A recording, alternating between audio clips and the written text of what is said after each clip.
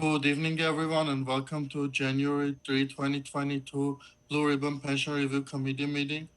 To help slow the transmission of COVID-19 and protect the health and safety of the community, City Council as well as Board and Commission meetings will continue to be closed to the public for in-person attendance. The public is encouraged to watch and participate from the safety of their homes to practice social distancing. Meetings are broadcast live on Glendale TV, viewable on Spectrum Cable, Channel 6, and AT&T Uverse, Channel 99. Meetings are also streamed live in high definition on the city's webpage, glendaleca.gov/live, on youtube.com/myglendale, and on Apple TV, Roku, and Amazon Fire devices using free app called ScreenWave and choosing Glendale TV from the menu. For public comments and questions during the meeting, please call 818-937-8100. Public comments on a specific agenda item will be taken when that agenda item is discussed. Now I'm going to conduct a roll call. Committee member Amirian. Present. Committee member Bain. Present. I'm going to try reconnecting. I'm still having video issues. Committee member Kedikian. Present. Committee member Manning. Committee member Macias. Present. Committee member Michaels. Present. Committee member Molano. Here. Committee member Nelson.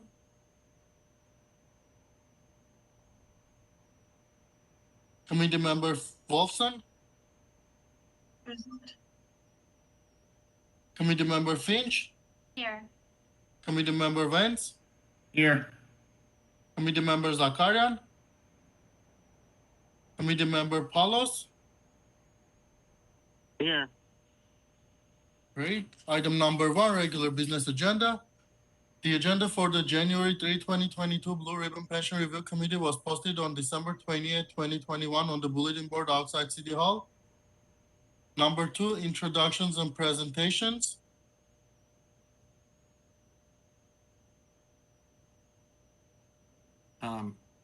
Do we have any introductions or presentations? I don't believe we have. I mean, we have presentations, but they're in the action items. So, Item number 3 is oral communications.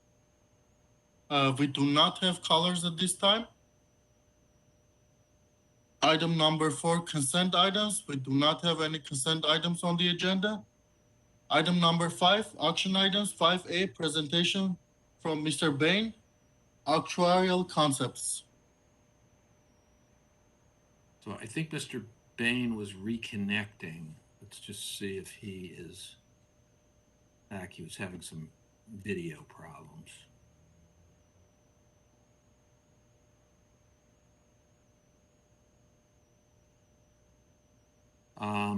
Why don't we?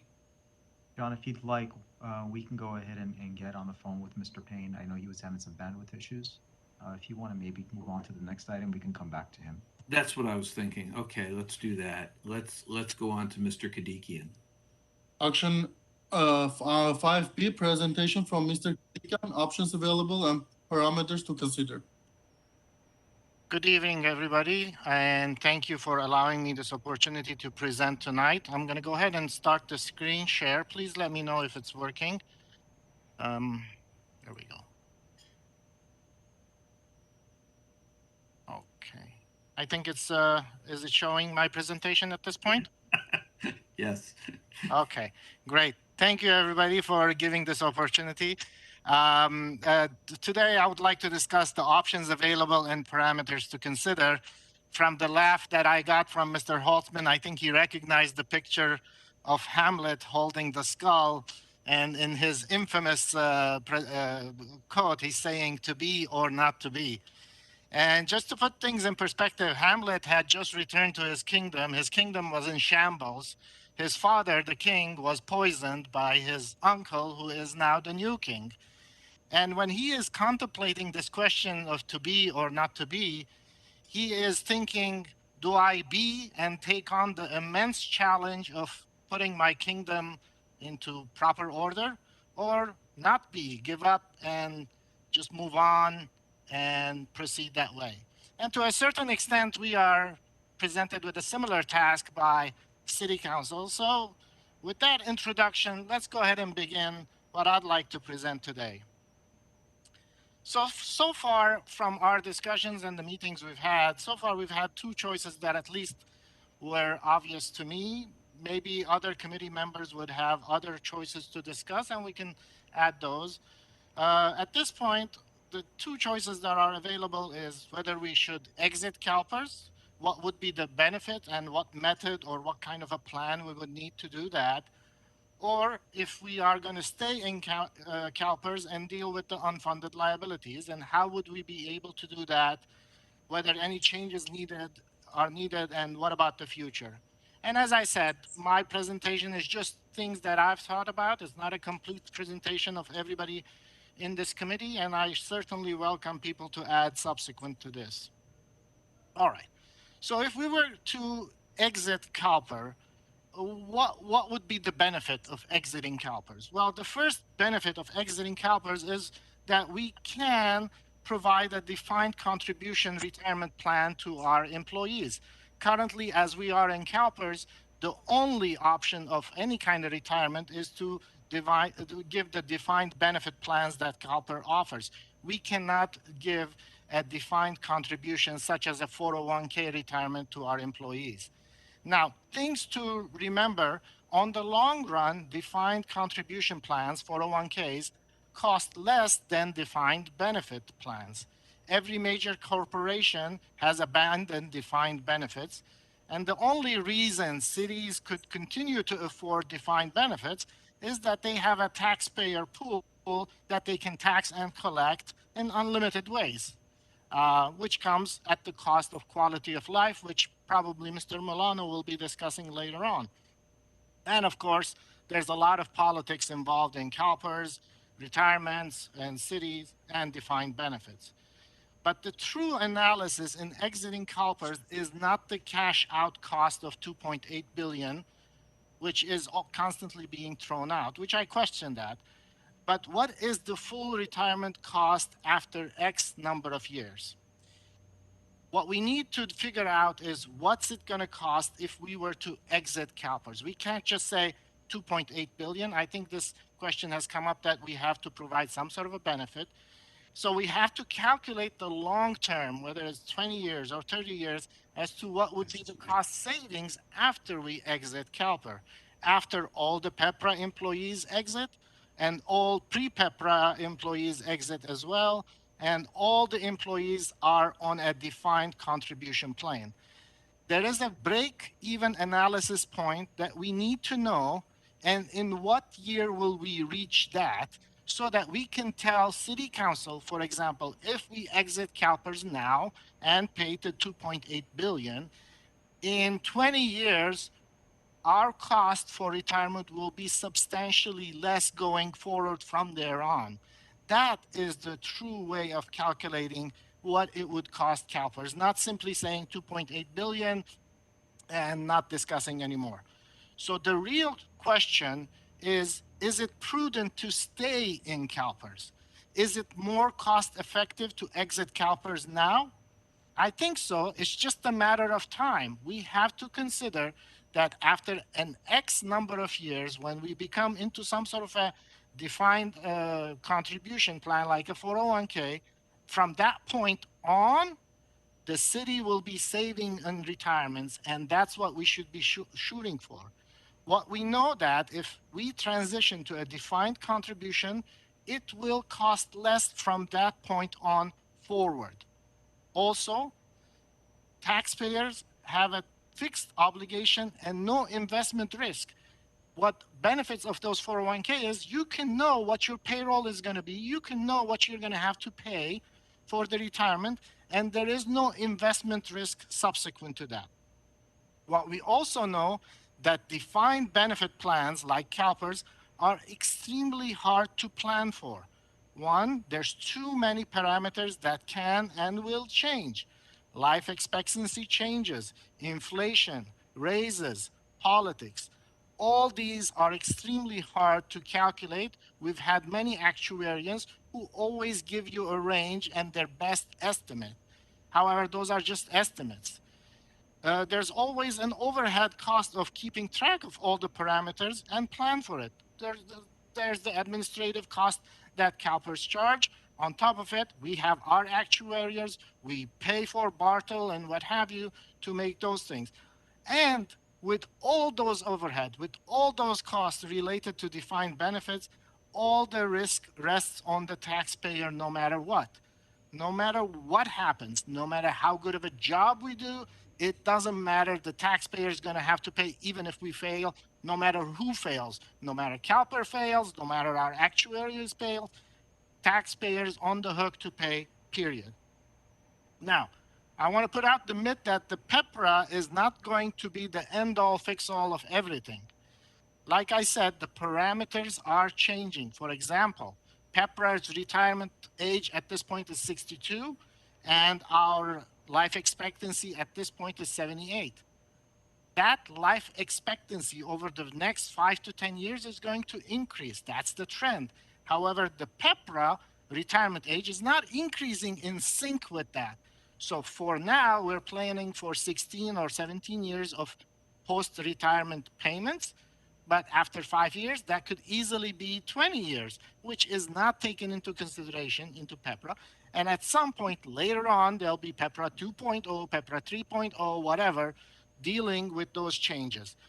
Defined benefit plans are hard to plan for, and there's always going to be need to keep an eye on them. So if we are going to exit CalPERS, we need a method. And I think Mr. Grant Michael indicated, and he's asking for figures to figure it out. And I think the plan for exit and payoff of CalPERS obligations, something we should take realistically and discuss. Discount rate agreement, we have to come up with CalPERS. Payment term agreements, we have to come up with CalPERS. We can't just take whatever they say and agree to that. I mean, even on payment terms, I don't understand why we have to pay everything within 6 months. We've got assets that we can put as some sort of a collateral and continue making payments. We need a defined benefit plans for existing vested employees. Maybe we need to terminate and contract out if we must, but we must set up a defined contribution plan for new hires so that anybody we hire, we can put them on a 401k. Now, there's been many discussions about competitiveness. And if we don't give the similar benefits or if we don't pay as much as anybody else, then we're going to lose because we're not competitive. Now, to compete on benefits Glendale has, I think we should compete on what Glendale has to offer. If we are just competing on how much we can pay, that is, on the long term, that's a proposition for employers on a losing race. It's just a race to bankruptcy as to see who can pay more and retain the employees. I mean, we cannot say Glendale is a safe city and prosperous city and whatever, and not use those to attract employees and simply pay. We can pay as much as anybody else. All right. So the other option that was discussed is to stay in CalPERS and deal with the unfunded liabilities. How? Now, Section 115 trust is what has been proposed, and it's been pushed by the city for the last 4 years. Seems to be the method that cities are trying to deal with unfunded liabilities, and seems to be the de facto solution that this committee is being steered towards consciously or subconsciously. Now, Glendale already has a 115 trust with about 40 million. And I'm not sure if the purpose of trying to push this Section 115 trust is to some sort of get a blessing from this committee saying, yes, Section 115 trusts are the best thing that ever since sliced bread, and or to fund it more. I'm not sure if that's the purpose. But what is a Section 115 trust? Okay, just to be clear for everybody who may not realize that, it's a budgetary tool. It's not an investment tool, okay? Its expected return on a Section 115 trust is about 6.5%, or you could just pay CalPERS and is already charging 6.8%. So there is no reason to invest 40 million to make 6.5% just to turn around and pay CalPERS with the 6.8%. Just go ahead and pay them.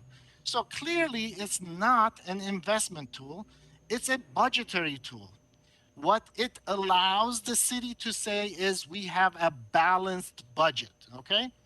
Balanced budget is a magic term for cities. Now, I know the city calls it averaging out payments to Calpers or flattening the curve for a Section 115 trust, but it's a budgetary tool that allows the city to say we have balanced budget. Because if we say we have a balanced budget, all the magic starts happening after that.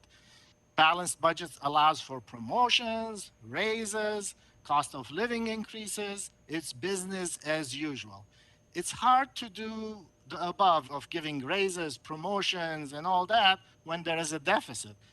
Just look a search on Google for Glendale deficit, and you'll see the LA Times is all over on it. So in reality, we have a deficit of 600 million that CalPERS, out of the kindness of its heart, allows us to pay it in installment of about 6.8%. So Section 115 trust, without fundamental changes on how we calculate retirement and compensation with independent oversight, is further entrenching us in an unsustainable and easy to manipulate defined benefit plan.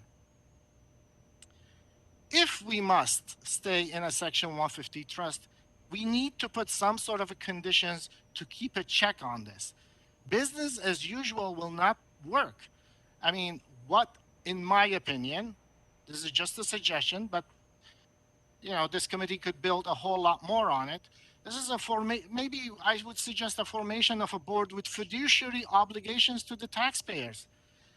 One of the things which I'd like to see is an oversee of the MOU negotiation and retirement benefits on an ongoing basis. And it shouldn't be by CalPER employees. It should be by non-CalPER beneficiaries or related parties who are board members of this taxpayers fiduciary. Something similar Glendale has is the Civil Service Commission. It's appointed for a term and cannot be removed by a single council member. That kind of removes the politics out of it. Preferably, maybe they should be paid to extract some sort of an accountability similar to the airport authority that Glendale has. Look, we lack trust in CalPERS, and it would be wrong of us to continue to put trust in CalPERS. They have no obligations towards the city or the taxpayer. We need to remove the politics and influence from compensation and retirement. It should be linked to some sort of an objective matrix, like the quality of life or the median income of the Glendale taxpayers. For example, the current Glendale median income for Glendale residents is about 52 or 55,000. Let's assume the median income for city employees is 110,000, double. And that's okay. There's no problem in being double because they're more specialized. What I don't want to see in 5 years' time, the Glendale median income becomes 60,000, but the median income of the employees becomes 3 times the 60,000, 180,000. So we need some sort of an objective matrix to keep people who work for Glendale in sync with the people who live in Glendale.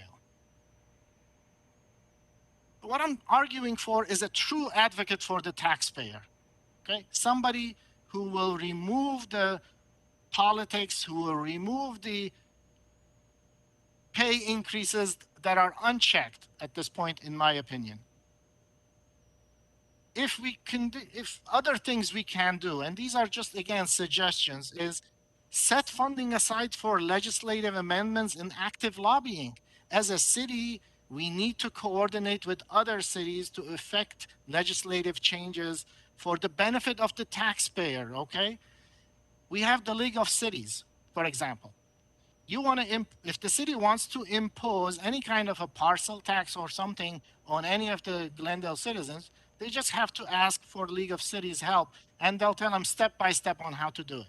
What we need is a similar organization that we can coordinate with other cities that will function to argue for the taxpayer in keeping those pensions in check. Obviously, this is not a complete solution. I haven't thought about, and I don't, and I can't.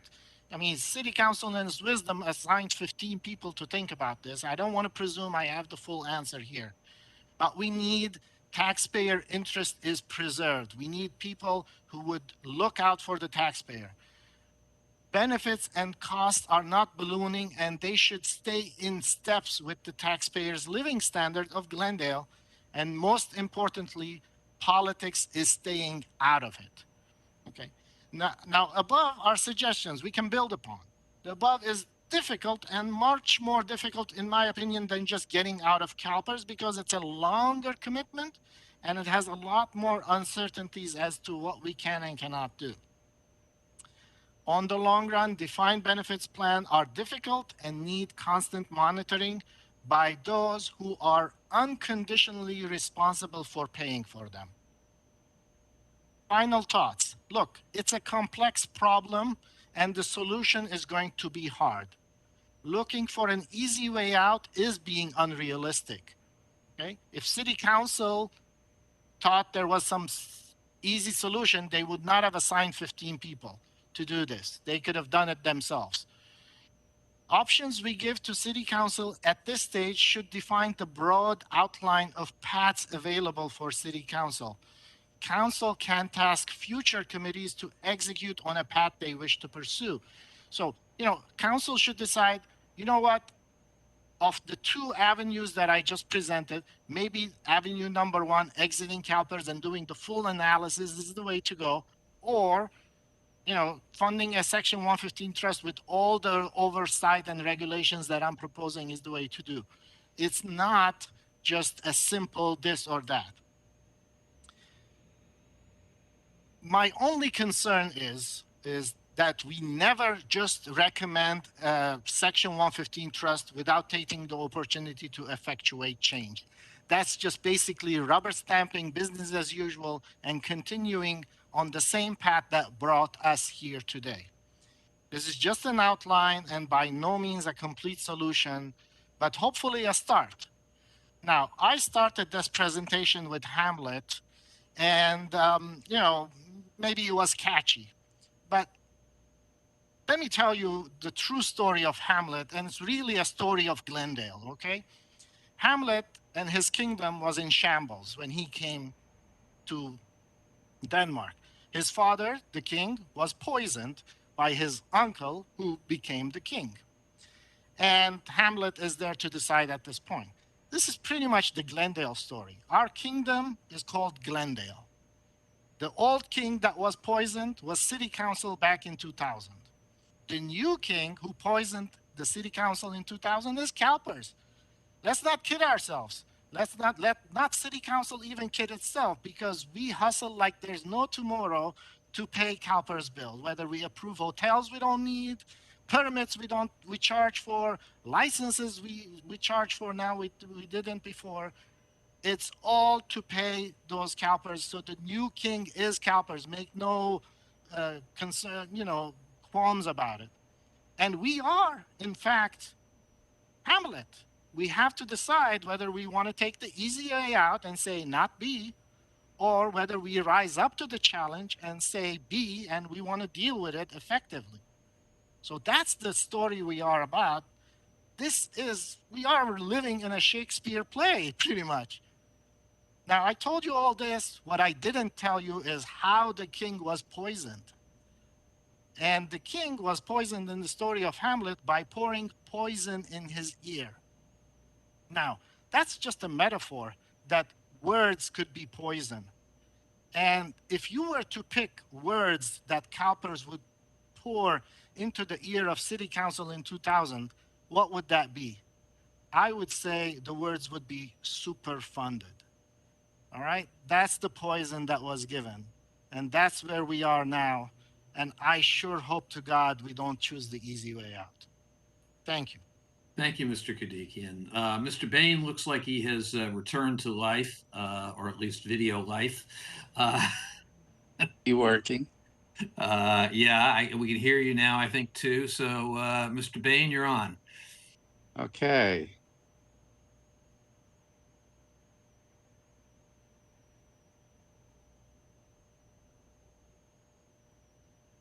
Is the presentation up?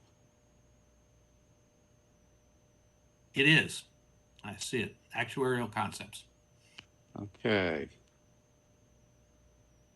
So I'm not approaching this from a preconceived notion. My goal here is to educate on some of the terminology and the realities of the numbers.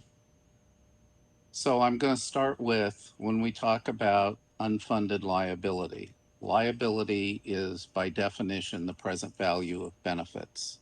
And the unfunded liability is the difference between the present value of benefits and the assets. Sounds simple, but the details are in that present value of benefits. So I'm going to show the impact of assumptions and talk about that for a few minutes. So let's just assume that we're talking about a benefit that equates to 70% of final pay starting at 60, and that somebody's making 100,000 and they're age 40 now. So the benefit would be 70,000 a year for life starting at age 60.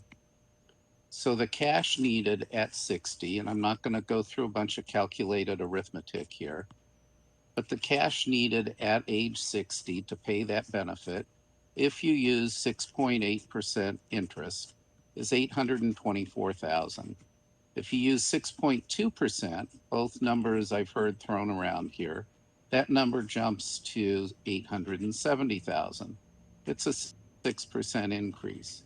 If you use a 2.5%, more in the range of the termination liability for Calpers, if we pull out, it jumps to $1.2 million.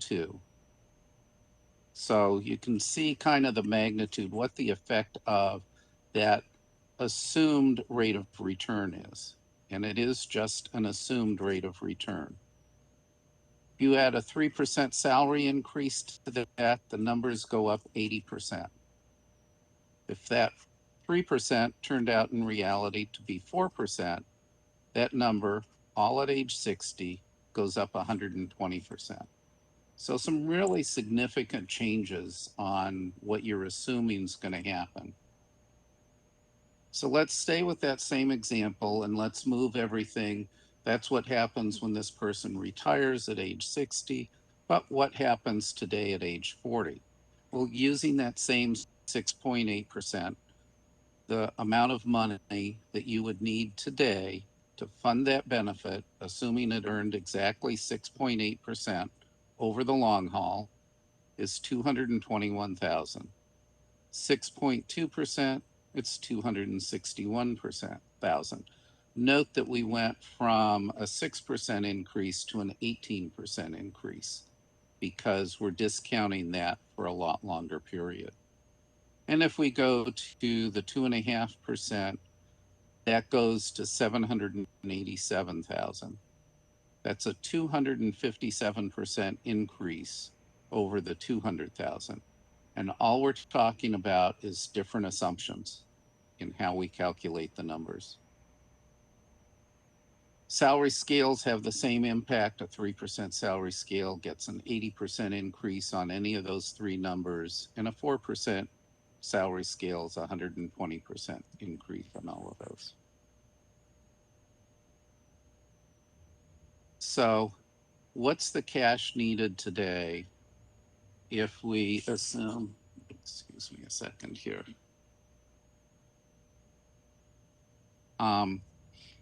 What's the cash needed today to take care of that if we assume the salary increases?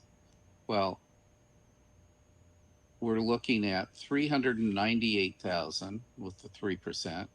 And if we go with the 6.2% and the 4% salary increase, that jumps to 575. Well, what's that really mean? That means if we had 400,000 in assets on the first set of assumptions, We could turn around to everybody in the room and say, our plan is fully funded. If we change our assumptions a little bit, a little over 0.5% on the interest rate and 3% salary increase to 4% salary increase, I think any of you would have a tough time saying whether over the next 20 years, city employees are going to get 3 or 4%. But if it's 4%, if we change our assumption to 4%, that's 575,000, and that 400,000 in assets now leaves us 175,000 underfunded. Nothing's changed. Just tweak the assumptions. Okay? In both cases, the real cost of the pension plan is how much does the city put in and when, because in either case, no matter what we set for assumptions, the employee's going to get the same benefit at retirement. Whether we assume a 3% increase or a 4% increase, whatever his increase is, it is. And that's what he's going to get paid for life at retirement. And whatever we say is our assumption for the earnings, that's nice. We can spend a lot of time trying to analyze whether 6.8 or 7 or 6.2 or the 8% in the old days was a right number. But the reality is the funds will earn what they earn, which will affect the ultimate contributions needed. All of these are the same benefits to the employees.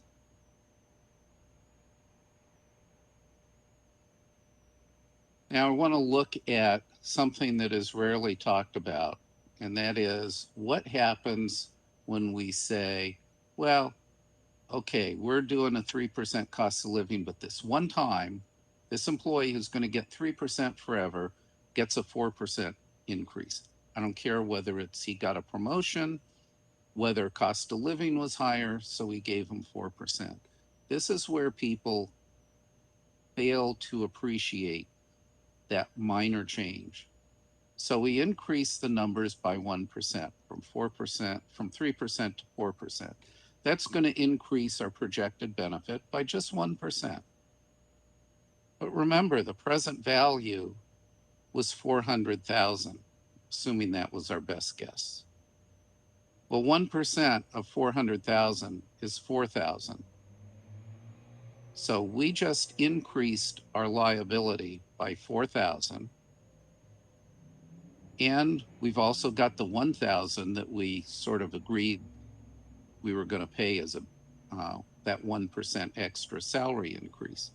So that 1% salary increase on a $100,000 salary costs us $5,000 in today's dollars.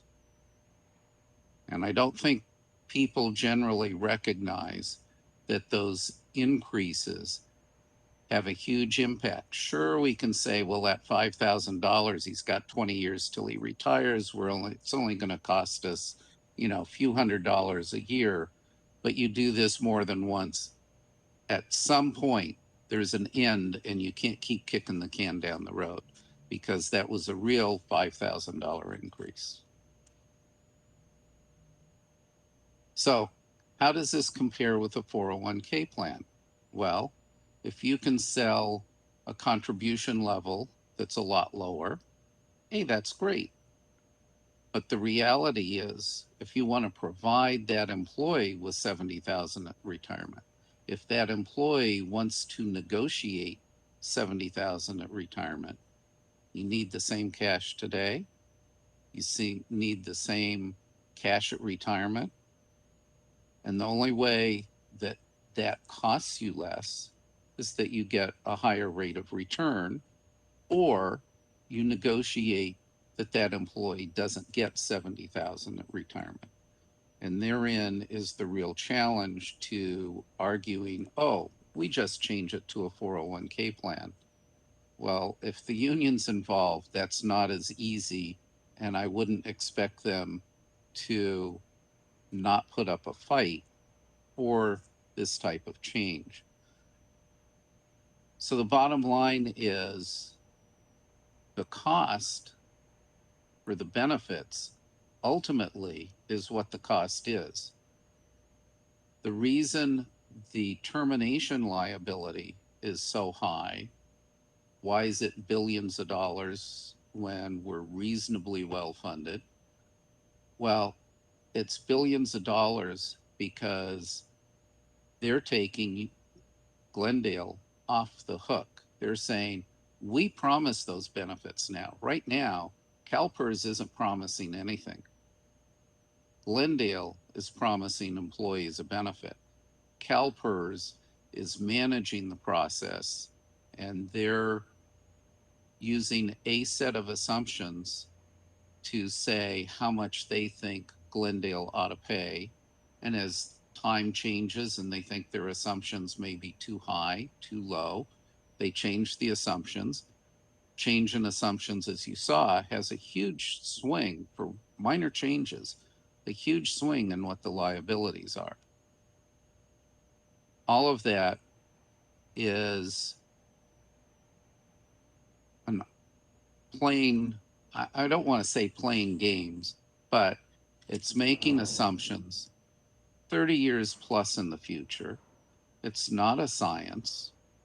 State plans aren't federally regulated, so they've got a lot of flexibility in what assumptions they set. To give you an example, corporate plans cannot use an interest rate that is even 6%. So when you're comparing apples and oranges here, and you talk about corporate plans, I was here when most of the corporate plans stopped providing benefits. And while people tend not to point to it, they all, huge numbers of big corporations dropped their plans within a year after FASB, the Financial Accounting Standards Board, changed the way those unfunded liabilities had to be reported on the financial statements. Big corporations don't like surprises on their financial statements, nor do stockholders. So they quickly got rid of the surprises. It is less about the actual cost than it is about the way they had to report it. My experience and how that changed. That is all that I have. Thank you, Mr. Bain. I think what we're going to do is go to Mr. Milano and then allow for some questions. But I felt, knowing how tightly constrained our time is, that it would make sense to do all three presentations before we did questions. I hope that's okay with everybody. So, Mr. Milano.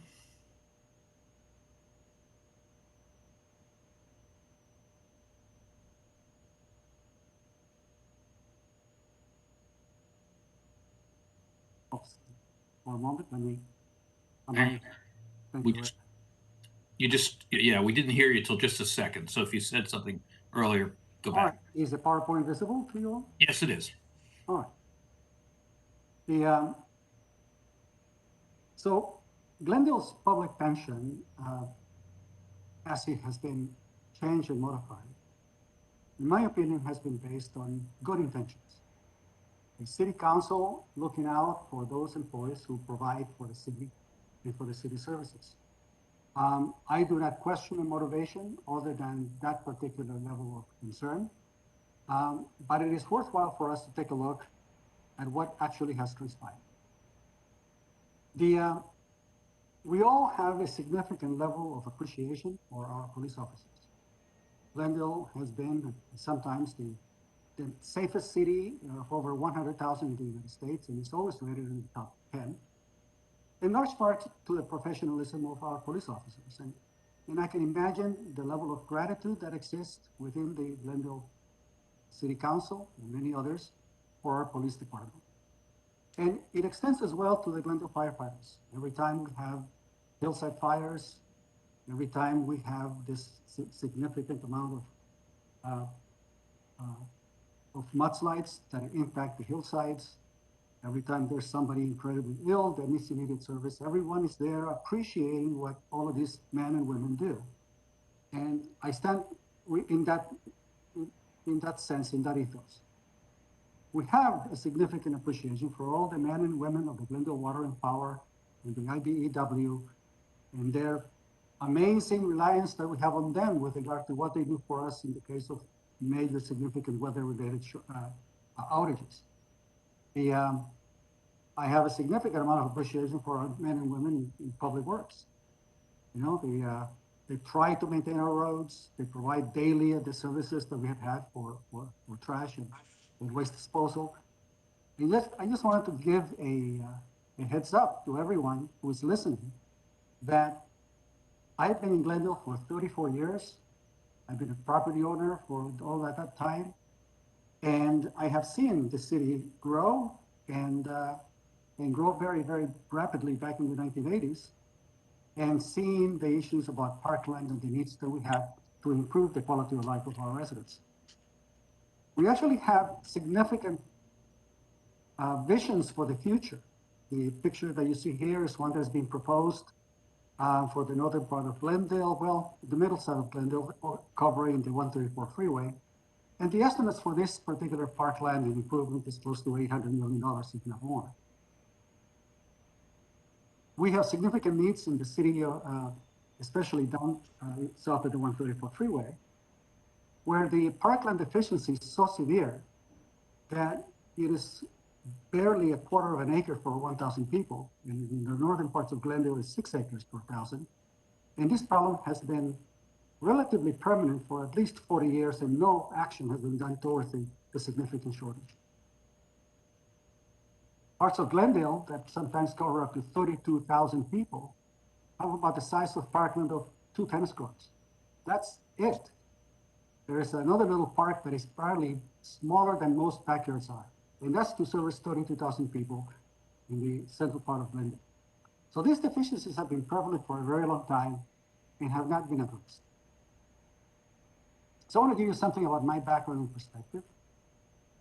My profession is as a systems analyst. I had my own company, and we implemented computer systems for financial and operations for manufacturing companies, food companies, chemical companies, pharmaceutical companies, 200 companies overall in the United States and abroad. And we implement financial systems. So I'm very much familiar with the objectives of preparing and presenting clear and meaningful reports that allows for the chief financial officers and for the CEO, the C-level executives and mid-management with the right information that is pertinent to their operations and their expected results. And so that's what I bring, and that is the manner in which I take a look at the issues of Glendale. And also, I've attended well over 600 city council meetings, and that's thousands of hours of sitting there watching and studying what the city council does. I've attended budget study sessions year in and year out, sometimes 4 or more sessions every single year. I've spoken about these issues before, and I've spoken about the issues of the pension system numerous times, probably as early as 2003, if not later.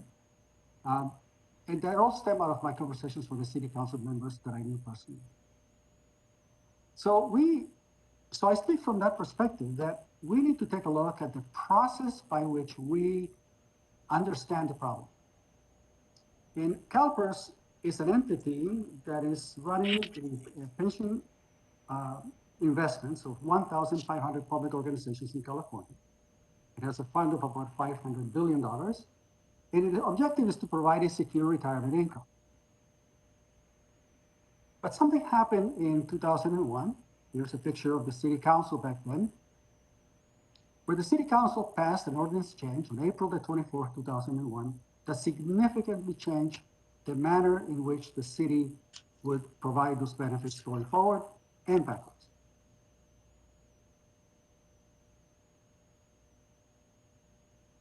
The interesting thing about this particular city council, where there was an introduction in April the 3rd, the day of the election, and subsequently 2 weeks later on April 24th, when this particular ordinance was passed, that there was no testimony, not from the city treasurer, who understands the long-term finances of the city and the investments, not from any actuarial expert. There was no presentation by the finance director, no presentation by the city manager, and they also disregarded the news of the previous 12 months, where we had experienced the valuation of many of the assets of Calpers that has significantly imploded for the past 12 months. So there has been a year of significant reductions in the valuation. The problem is that the city reports its valuations late, so we are 2 years behind, so they presented the valuations of what it was back 2 years earlier. If you want to see this city council in action, you will need to go to this particular website. It's available on YouTube to basically corroborate what I'm about to say further. And so there are the two. This is from the city council on April the 3rd, and this is the city council session from April the 24th. In both sessions, the ordinance were introduced or passed in less than 60 seconds with no input from anybody. And from my estimate, and what I will try to prove, is that the impact of that decision was a $1 billion negative impact on city finances during those 20 years. Now, prior to this date, I will give you an example. For somebody with 30 years retirement, if the last highest base salary was $100,000, the annual pension would be $60,000. We call this 2% at 50. That's 2% for every year times the number of years of employment times the salary. So that's the nomenclature that we give this, 2% at 50. For miscellaneous employees, prior to the year 2001, for example, 30 years of service, retiring with the same base salary, annual pension, it was also a 2%, but retiring a little bit later at the age of 55. 2% for every year times the number of years of employment times his highest salary in 1 year. The change that occurred in 2001 was on the same conditions, a last base salary of 100, but then the pension would become $90,000 a year. In other words, we had a pension increase on that day in 2001 of 50%, a 50% increase in the pensions to fire members and police department. We call that 3% after. Despite the proof that there was a significant reduction in the Calpers valuation of the assets as it pertains to Glendale, the city continued nonetheless to provide additional benefits in 2005, December the 1st, 2005, the pension increase of 25%. We went from 2% at 55 to 2.5% at 55. So a summary of the pension benefit change is that we went from a 60% of the annual salary to 90% of the annual salary for safety employees. And we went from 60% of annual salaries to 75% of annual salaries to all other employees, which we call the miscellaneous pension plan. So the question that I have is, was the change prudent? Was it justified? And lastly, was it a moral decision? First, I'd like to ask if the pension that we had prior to 2004 was fair. It has served the city for decades. Nearly 400 safety employees came on board to be hired and work under that plan. So isn't 60% of the last highest salary a fair pension plan for employees guaranteed for the rest of their lives? I would say so, and I think most city residents and taxpayers and voters would agree. So how do we pay for this? Well, it's like a three-legged stool, or, there are three columns to this edifice. It's based on the contributions by employees, contributions by the employer, and the pension return rate promised by Calpers. You need those three in order to sustain the pension going forward. The problem is, and the biggest of all, and it was presented to us by the Chief Financial Officer of Calpers when he made the presentation to us, is that the pensions were made retroactive 30 years, back to 1971. It's pretty amazing. In other words, we had this pension increase going back those 30 years, and during those 30 years, there was no corresponding increase in the contribution, obviously, because nobody knew, right? In other words, we had a pension benefit without the corresponding contribution. In other words, two of the legs of this stool basically were missing in that particular promise. So let's see, how would it look to a police officer hired at the age of 20, retires at the age of 50 with a life expectancy of 27 years remaining. Now, I didn't do any additional calculations with regard to inflation and so forth, but I just decided just to do a plain arithmetic calculation. The total retirement pension unadjusted would be $1,620,000 for those 27 years. So his lifetime pension change would then increase to $2.4 million. So for this employee earning $100,000, he basically got a gift, right? That was unearned and unpaid for, close to $800,000. For those earning over $100,000, I would imagine that the gift was over $1 million. See, the changes were not simply forward-looking. They were basically changes that were made retroactive, right? With no contributions by either the employee nor the employee. So 50% increase for police and fire employees.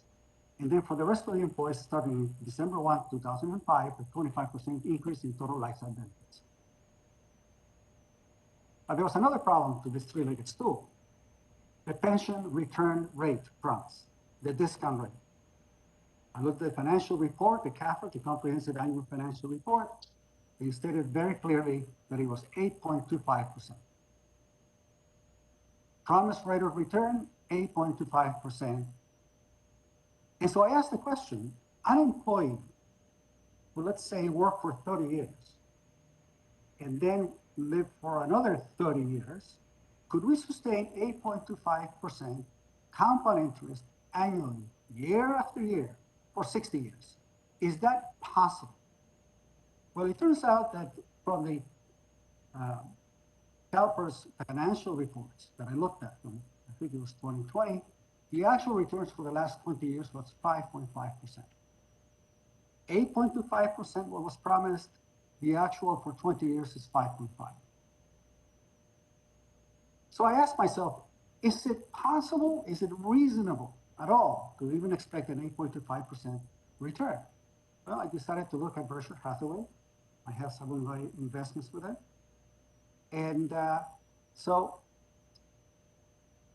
what would $100 invested in Berkshire Hathaway give you 20 years later, as compared to Calpers' promise of 8.25%, as opposed to the actual rate of return of 5.5%? So I made it $100, but you can extend and add the zeros to what actually that would mean. So my thumb, the rule of thumb that I've used is that for every 1% shortfall in the pension return, you have a $300 million in Glendale's pension obligation. So you calculate it out, it comes out to close to $900 million, which is close to the $1 billion that I stated earlier. So the question here is Calper accountable? Are any of the investment shortfalls paid by them? Are they responsible for it? They're not. It is the taxpayer who eventually winds up paying the difference. Does CalPERS control the city salaries? They don't. Do they control the city employment increases? We had a 50% increase in management between 1999 and 2009, 50% increase in middle managers. There was no internal accountability to risky investments either.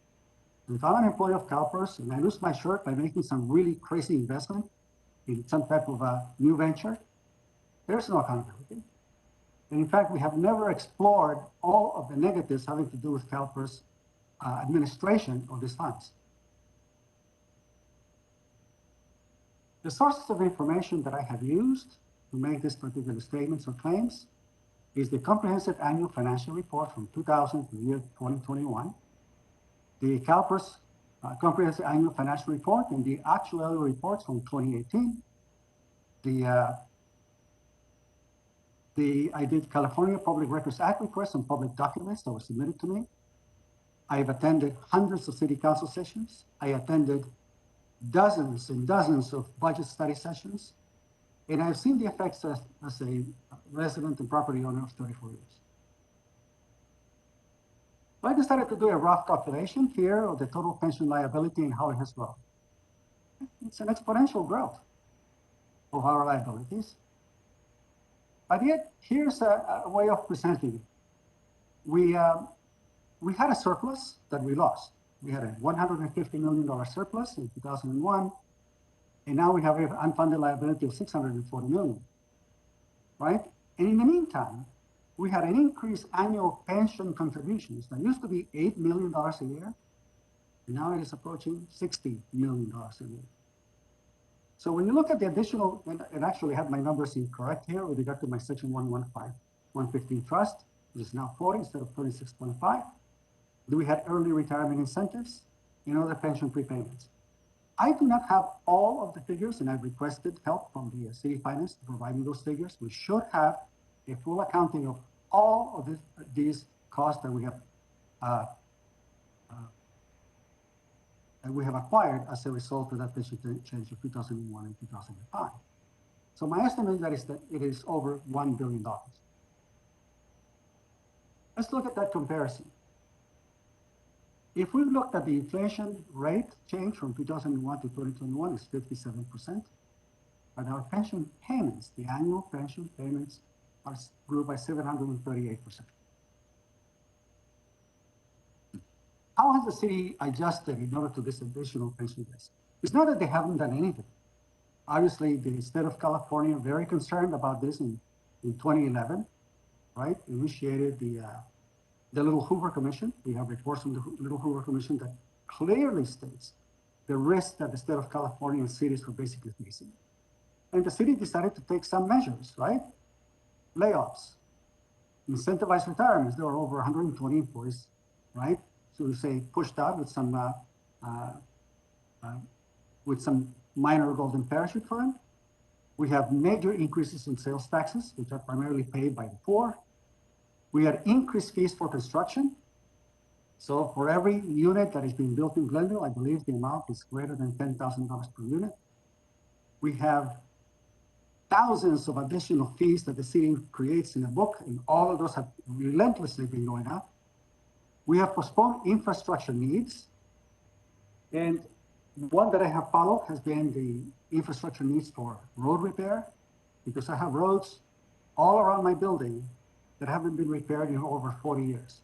And I have dozens and dozens of pictures of all the potholes that filled with water this past few days that we had the rain. The city has privatized city services. It's now using a waste hauling firm, and the city did not invest properly in supporting public works. In order to have public works and our public employees attend to the needs that we were basically going to be required by new California laws. We have increased hotel construction. Revenues from the transient occupancy tax grew from about $2 million about 10 years ago to now $8 million a year, at least it was before the pandemic. And increased hotel construction is something that many residents absolutely hate, right? They don't want the additional buildings, and as a result, the city feels compelled to increase those hotel construction in order to be able to draw the needed sales tax, the transient tax from these hotels, which is about 12%. Increased fees for water, electricity, and sewer services. We just recently added a landfill gas processing plant in order to draw revenue from it, despite the numerous number of residents who were completely opposed to this. Why? Because we needed the money. We have borrowed bond and issued bond issues in order to be able to sustain some of the long-term needs of the Glendale Water and Power. And yet we have been transferring close to $20 million from the Glendale Water and Power to the general fund because it could not do without it. So the number of ways in which the city has attempted to deal with this deficit have been significant, and we have felt it. This is just one of the potholes. You know, this is in California near Brand. When you take major connector roads, and the level of disrepair is immense. There are at least 100 miles of roads out of 360 that are in need of reconstruction. I want to give you a little story. In 2009, in the aftermath um, of the housing bubble and the implosion of the mortgage market, some of my tenants came to me asking me why they had such a significant rate increase in electricity. And it was the first time that I really paid attention to it. And I decided to ask for information concerning the whether residents of the tourist district, which is the Mariposa district, had received increases or notifications with regard to their emergency potential cutoff of electricity for non-payment. And after I got the information from the city, it was 90% of residents in the Mariposa district who had received at least one notice of impending electricity cutoff. In other words, when our residents were in dire need of assistance from the city, we were failing significantly. In addition to that, we have the unmet promised parkland that has never come to fruition in more than 30 years now. We had the public employment reductions, primarily out of public works. We have delayed infrastructure works in the hundreds of millions of dollars from the last time I looked at the CIP, right? And we are not ready to really respond properly to another pandemic to really help out the residents. We don't have the money to be able to provide the level of assistance that residents need because of the significant debt load that we have. So what are the other possible alternatives? Well, the selling of the Glendale Water Power to Edison was considered, and I believe was Councilman Najarian who was basically pushing for this as a potential solution. We could go back to a private paramedic service as we used to have. We could contract with the county for law enforcement. We could contract with CAL FIRE for hillside fires, and we maybe could restore to a volunteer firefighter under professional administration. These would be the most drastic steps that would be needed in order to do an immediate and urgent correction. In other words, we are finding ourselves in a sinking ship financially. And the story of the Titanic is really one that hits me in a way that I think represents what we have here. But the difference is that the captain of the ship, very experienced in trying to guide this massive water vehicle to safe harbor, was influenced by somebody else, right? Somebody that they needed to impress. And he decided to basically go full blast at all the speed, which made the ship very much unable to be maneuverable in the case of a very fast turn. Bad advice to a captain or a bad suggestion to a knowledgeable individual is bad enough. But we have 5 council members who are primarily people like your neighbors, untrained on financial matters having to do with city governance, having to depend 100% on the city staff and the city administration. It requires that they receive the very best independent and candid assessment of any decision they make.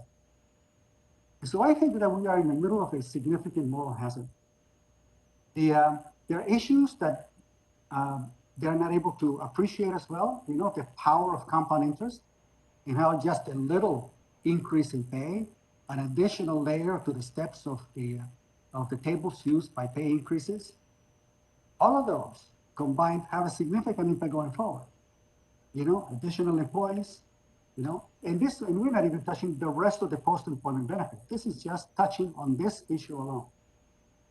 So today we are supporting not just the city employees that we have, I think it's close to 1,600 employees or so.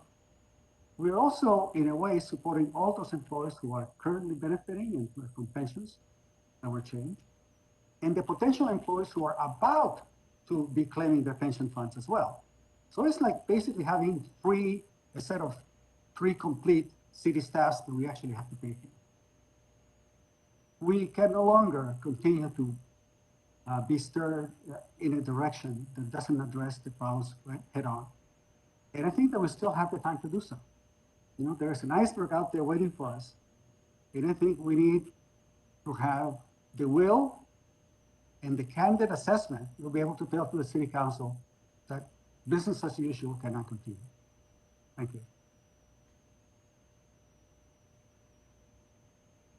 Thank you, Mr. Milano. Okay, what I would like to do is, I have some things that I want to talk over with the committee members, but, so I'd like to allow, 20 minutes or so for questions, of our presenters. If we don't need that long, that's fine too. And then, I want to talk about schedule going forward, plans going forward, and, a little bit of an outline of what I'm thinking.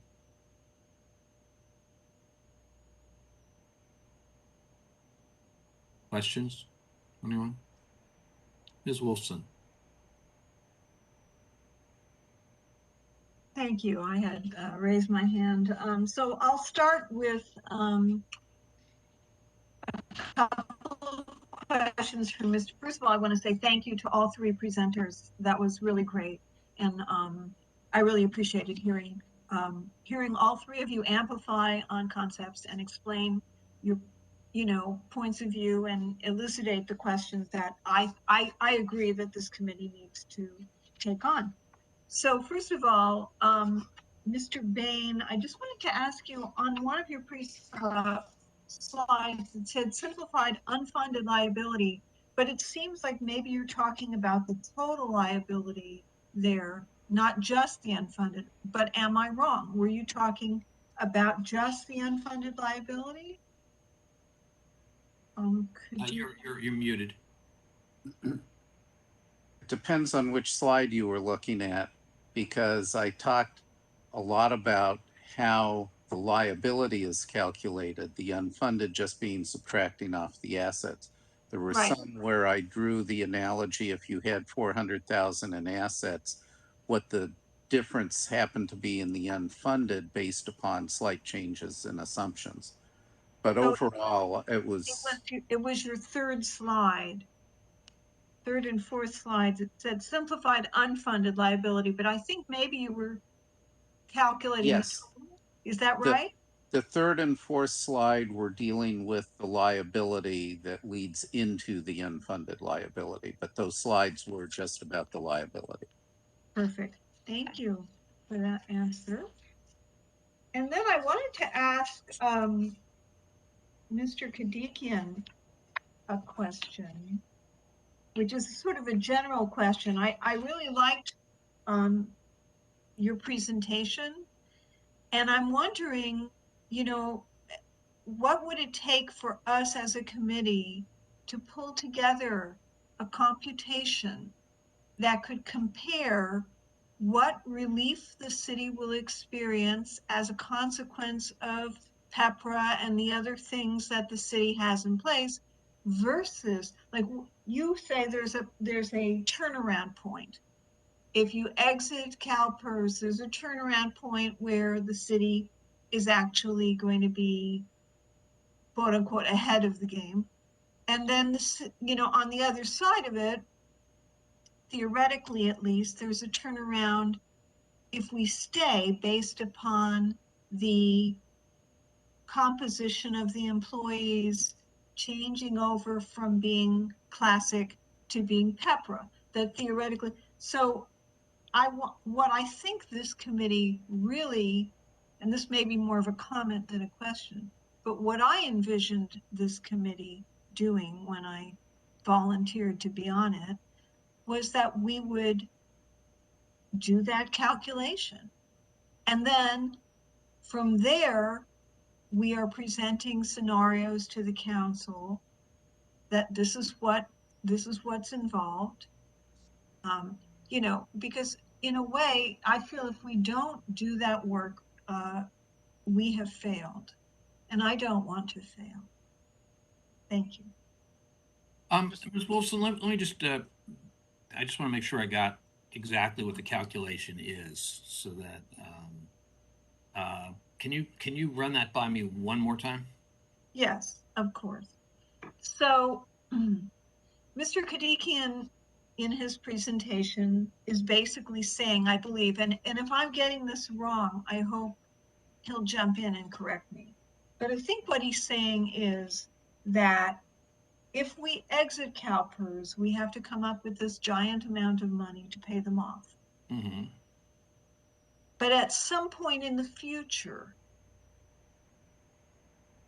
the city will have swallowed that giant matzo ball and be ahead of the game. So this is not a different assertion, really, from what we're hearing about PEPRA and other measures that may turn things around. So I think what the committee really needs to figure out is, how do those two scenarios compare? And so that we can say, this is what's going to be most beneficial for the city in the long run, we think.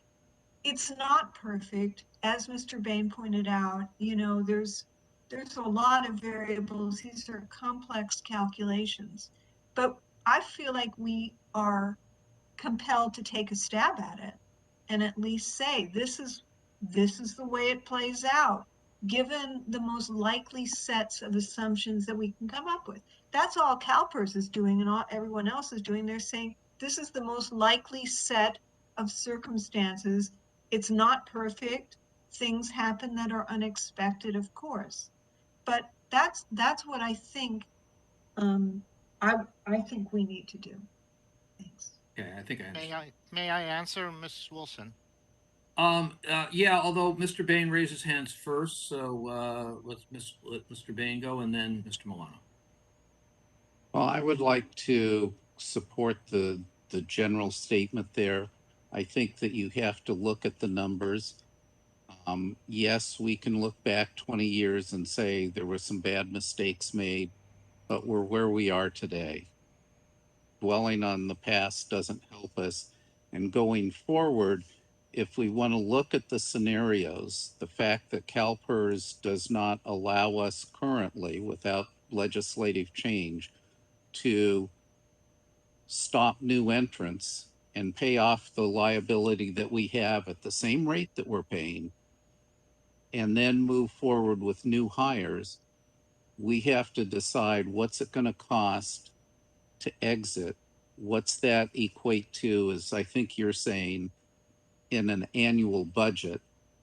And don't forget that we're not getting rid of this. We're adding to this with a 401k plan that, I don't know, if we're putting in 30% of pay into the retirement plan, do you think we're going to get away with a lot less than 30% of pay into a 401k plan?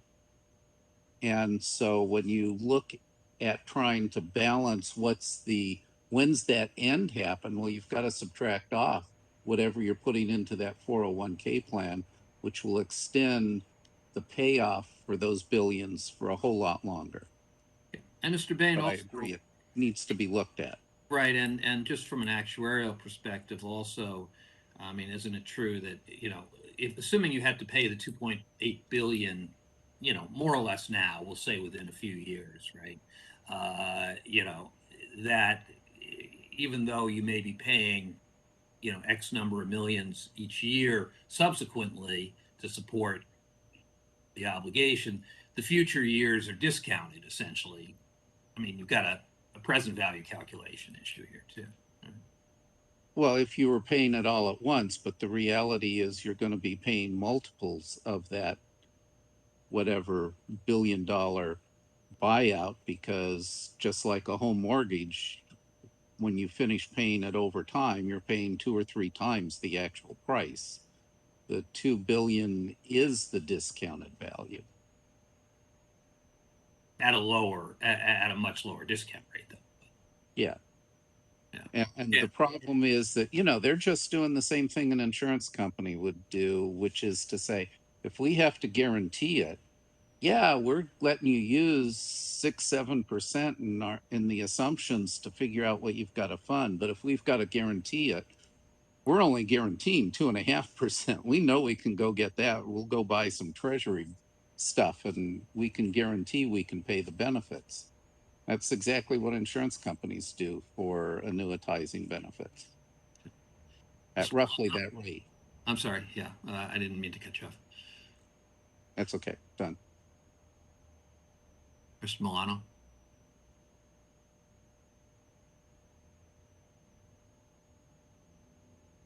Actually, I did not have a specific question, but for Mr. Kadikian, I particularly enjoyed his presentation.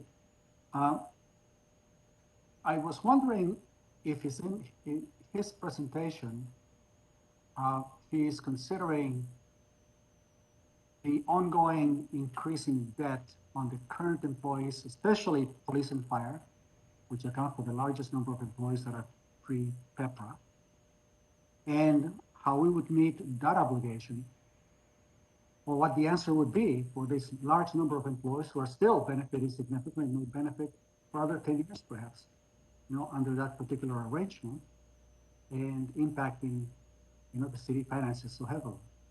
Do you have any observations on that? My turn? Yeah.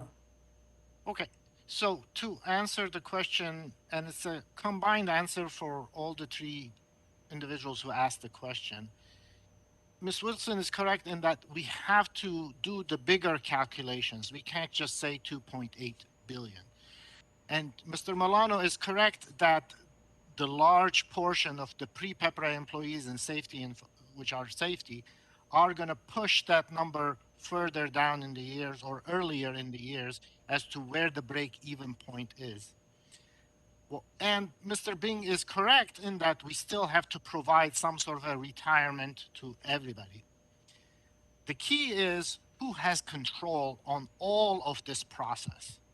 At this point, Calpers has the full control. City Council has very little control from what kind of retirement they can provide. As long as we are in Calpers, this is the only type of retirement you can provide to any employee. Even if you hire an employee that doesn't need special kind of specialty or doesn't have any union involved, you still have to put them in these kinds of retirement. So to a certain extent, it's the lack of control which we have. That compounded with the concerns that Mr. Bing says. You add a 1% increase and there's a huge impact on the retirement.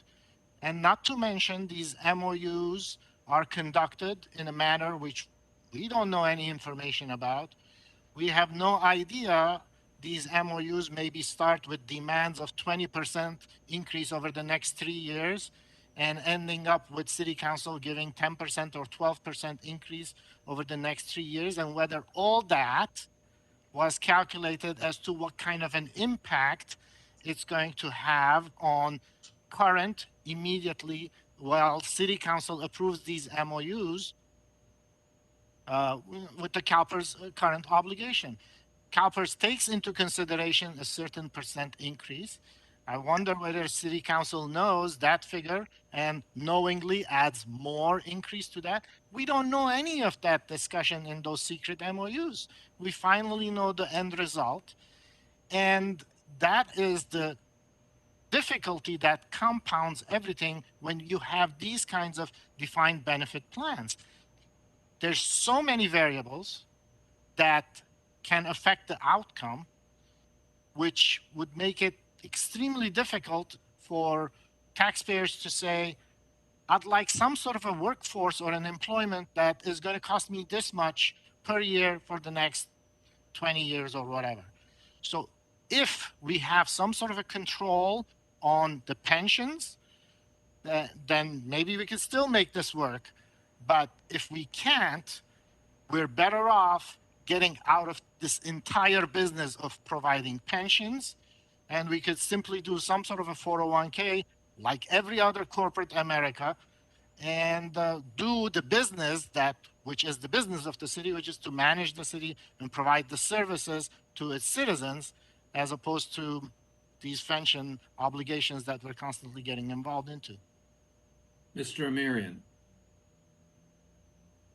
I have a question for either you, Mr. Holtzman, or Mr. Takhtayan. Assuming that the city council decides to get out of Calpers, what, if any, mechanism do we have to affect what the amount of that payout would be?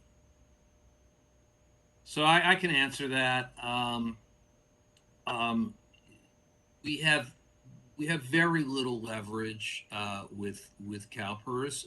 They have a policy that establishes what they. I mean, it's a function of what the discount rate that they're willing to attribute is. It's as simple as that. It's application of the discount rate to the unfunded liability.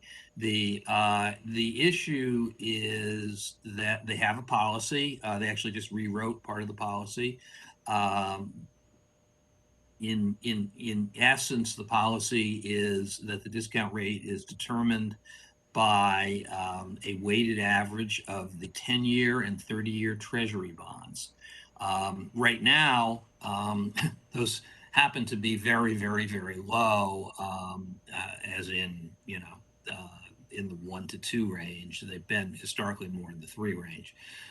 So it's their policy. There isn't really, we don't have very much leverage with that. I've been through this process. Probably one of the few people who's actually taken somebody through a withdrawal. And you can, around the edges, the big leverage you've got is how long you have to pay it off.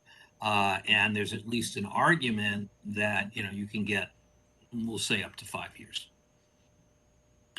And thank you for that. And so, first of all, thank you to all 3 of the presenters, for providing us with some, background and some extra information. I appreciate the time that you took in order to put those together. Let's say that I agree that, things were not handled properly, and now the answer to that question is to get out of Calpers. Can, either Mr. Milano or Mr. Kadikian tell me how? I know Ms. Wolfson asked about making the calculation, but the calculation's fairly simple to look at when you're talking about $2 or $3 billion. Even back of the envelope, it doesn't make sense. So would either Mr. Milano or Mr. Kadikian tell me how exactly you would propose that a city council would get out of that, short of revolution, or simply trying to sue Calpers? May I? I'm Okay. sorry, who said may I? Mr. Kadikian? Oh. Yes. Well, thank you for your question, Mr. Amirian. And I love the particular part of the exactly. You want an exact answer from me to tell you exactly how we're going to get out of Calpers. Maybe you should ask City Council, because they're much more familiar about exactly about this. What I was presenting is an outline, a process. Okay, there is no exactly in anything, as long as maybe Calpers can tell you exactly something. So I don't know if the question was some sort of whatever. What I'm going to go with answering is I've presented a process here, not an exact solution. And the process is dependent on doing the long-term calculation and not simply giving a 2.8 billion and figuring out an exactly way of getting out of it. That being said, there are suggestions which other cities, for example, have done on paying those unfunded liabilities, such as selling surplus land that they may have. Mr. Milano suggested selling assets we have, may not be the best way, but those are ways. But ultimately, the calculation needs to be made. And what I presented today was to give City Council 2 paths or options for further study, whether they want to go down the direction of exiting Calpers and what needs to be done to be able to properly exit Calpers, or stay in Calpers and what needs to be done to stay in check with the ever increasing and constantly changing figures of a defined benefits plan. So let me just say something. What I'm hearing, and whether it's a majority or not doesn't matter at this point. what I'm hearing, is that we need to do some more work on this question of, in essence, how viable would it be? Well, how economical, I guess, would it be? And there are, to get out of CalPERS, and if you could raise the $2.8 billion, and I think that's something, I want to talk to some experts and see if I can get you a slightly more satisfactory answer. It is, I think, as everybody here has pointed out, not a lot of precision in it when all is said and done, because you don't know a variety of different things. Obviously, one of which is what you'd be paying in the future. Another is, remember that you're continuing on in the system for all current employees. So I mean, there are a lot of ifs here. So, but I feel like there's enough of a desire to try to pin this down a little bit better that I'm going to try to find you somebody, find somebody who can do a little bit of math on this, and and try to bring a little more focus to that issue, since there's obviously at least a number of members who want to explore this. Mr. Milano. Yeah. Mr. Holster, prior to your selection to serve as our guiding star in this process, I had made a suggestion to the City Council that the complexity and the thoroughness that we need could best be handled by a think tank. I was recommending the RAND Corporation out of Santa Monica. They would have access to various of the top experts in whatever accounting and finance fields, and would be able to take on really complex issues to a much further level than we ourselves can. I mean, I myself had to struggle to try to get the proper data to figure out what has been the total expense above and beyond the initial year 2000 pension system that we had, and what was the impact. Trying to use the California Public Records Act, trying to read every single financial statement from the city or the Calpers, without really getting the corresponding help that I felt I needed to get really this process done properly.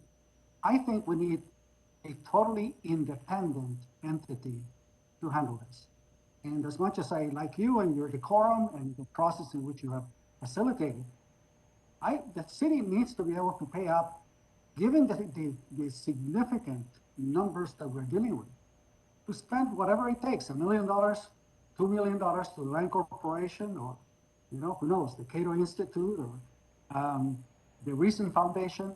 Lots of organizations with very capable people who have handled and looked at the pension systems throughout California, to do a full study on what really are the options that are truly viable and potential for us to use. The fact that the GWP was considered to be sold a few years ago, and I said, well, how much is that worth? Well, that is really beyond my skill set. And it requires, individuals who will be able to assess it and say, we can get 900 million for it. But at the end of the day, all of the options that are potentially there, we don't even know what they are.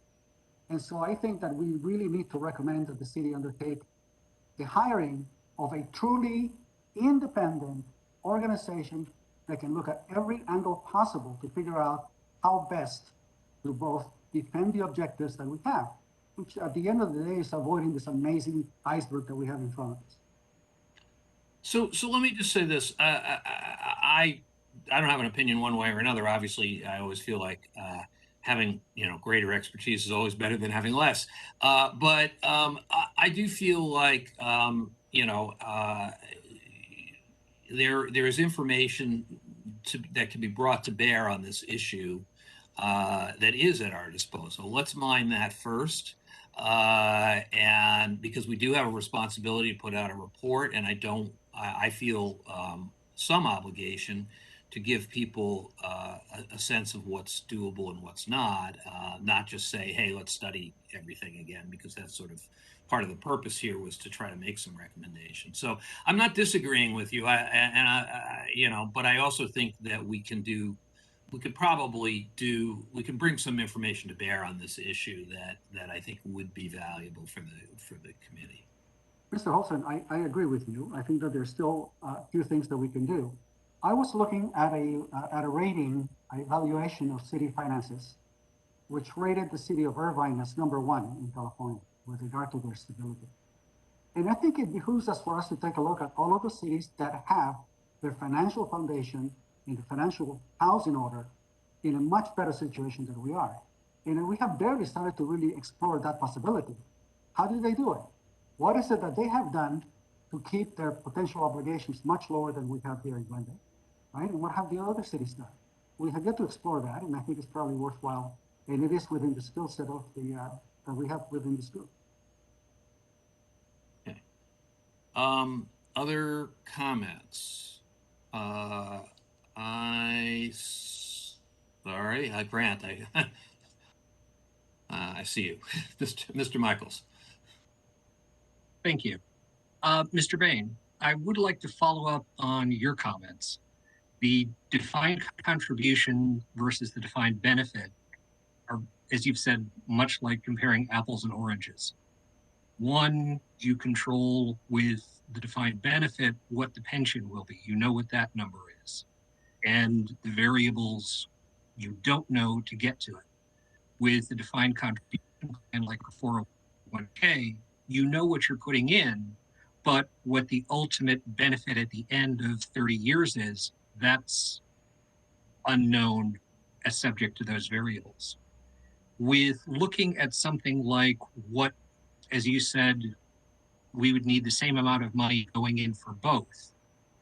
With the differences in the assumptions, whether you showed your numbers from 6.8 versus 6.2, or from Mr. Milano's presentation, is 8.25 versus 5.5, would calculating what those two costs would be, assuming the same contribution going in, would that help us try and identify what the variation is in Calpers? Because we would be the city is still responsible for what the final what the final benefit is if the variables change. People have talked about where the break-even point is. Is that something that you think could be calculated that way? I'm not sure when you say the break-even point. I think you're absolutely right. One, you control the benefits, one, you control the contribution. And what I'm pointing to in saying, ultimately, if you want the same benefits, the costs, other than potential timing differences, are really the same, which they are. The difference is, generally speaking, the defined contribution type plan, people are going to end up with lower benefits because what the city's going to be willing to pay and negotiate for isn't going to allow that mid-career salary increase to retroactively, to Mr. Milano's point of what happened 20 years ago, of not only did they give a significant benefit increase, but they effectively did it retroactive. And there's no way with a 401k plan that there's any retroactivity. So if somebody's pay goes up, so does the contribution. It's a more direct link. And my guess is that the city doesn't do much analysis of the pension cost of salary increases. Even though that's fairly doable, my guess is they don't do it and argue the total cost package. But having said that, ultimately, you've got to look at both the transition cost, if the goal is to exit Calpers. I had proposed, at least looking into the possibilities of getting legislative change that allowed us to quit putting new people into Calpers without having to exit Calpers, allow the funding to continue and gradually decrease over time for the existing people, and as people die off, the costs eventually go to zero, but doesn't force you into that 2.5% mind-boggling expense. I don't know. I mean, obviously, that would be fought by unions statewide. So I don't know that that's a very viable alternative, but it is something to be looked at. And I'd like to hear, I'm sure somebody in this group knows something about cities who have left CalPERS, and I don't want to count in very small cities. I want to look to ones that had real numbers when they're trying to exit and what they did. Well, thank you. What I was looking to try and do is the break-even point is something that others mentioned. And I don't know that there is going to be a break-even point where we're talking about poor decisions that were made in the past that going forward, there's an assumption that those decisions won't be made again or won't be allowed to be made. But it is the difference between looking just simply at a defined benefit versus defined contribution. The error is in those variables. And if we just did a calculation looking at the 20 years with the 8.25%, which was CalPERS promised rate of return, versus the 5.5, which was the actual, and getting to a number of what that is, of switching from a defined benefit plan to a defined contribution plan, and looking at what that difference would be from the 8.25 to the 5.5. Well, you could look at something that would essentially say, if this is the benefit you want to produce, and you want your contributions to be a level percent of pay, and you want to assume 3-4% salary increases per year, that is a doable calculation to say, what percent of pay would you have to put in to have this same number at various assumed interest rates? That's a relatively straightforward in the actuarial world to do that calculation. Right. So, and this may be something that we need to do a little more research on, but of just looking at what it would be versus the management costs of saying, this was what we were, and this is what the return for CalPERS was anticipated at 0.25%. If we had gone to a defined contribution plan, what would the savings have been? Because it is the taxpayers that would have to make up that difference. If there was an 8.25% return promised and a 5.5% return delivered with a defined contribution plan, it is essentially the employee that's taking the risk for what the actual benefit is. right, With and that defined, is the big difference, is that the employee takes the risk on the 401k plan. And I want to correct, I've heard a couple people mention it. CalPERS never promised 8.25%, never ever. CalPERS assumed an 8.25% rate of return in their calculations. A big difference in people thinking that was promised. That was never promised. That was an expectation, maybe pie in the sky expectation, maybe there was adequate behind it that supported that. In the private world, we don't use a single rate. We vary the rate over the duration of the calculation. So we would never, even today, we don't say 8.25. We say 8.25 for the next 5 years, then 7, then 6, kind of thing. So that it trends back to the historical norm, but that's not the way most states run their calculations. Mr. Tuchtalian's had his hand up. Thank you, Mr. Holtzman. I just wanted to take a moment to respond to Mr. Bain's question earlier regarding whether or not the city takes into consideration pension increases or the cost of pension increases as it relates to MOU negotiations. I will say that that is absolutely something that's taken into consideration down to a line item in our negotiation process. And one of the strategies that we implement each and every time we go into negotiations, as our association representatives here will attest to, is we first look at, during any negotiation, we first look at any type of benefit enhancements that are not personal. Any of the additional pays, for example, in certain categories of our employment industry, police, fire, some of our more disciplined or specialized units like our utility, our electric utility, we may have some specialized additional pay or extra pays that are not personable. And that's generally where we would try to put greater focus so that the overall pension costs are mitigated to the greatest extent possible. A straight 1%, 2%, 3% cost of living adjustment, for example, is something that will be personable. And if you went back over the last 10 years, you'd be hard pressed to find those types of consistent increases over that time span. And that's primarily the reason why. Let me just, Mr. Milano, I know you have a hand raised, but let me just also raise one other thing.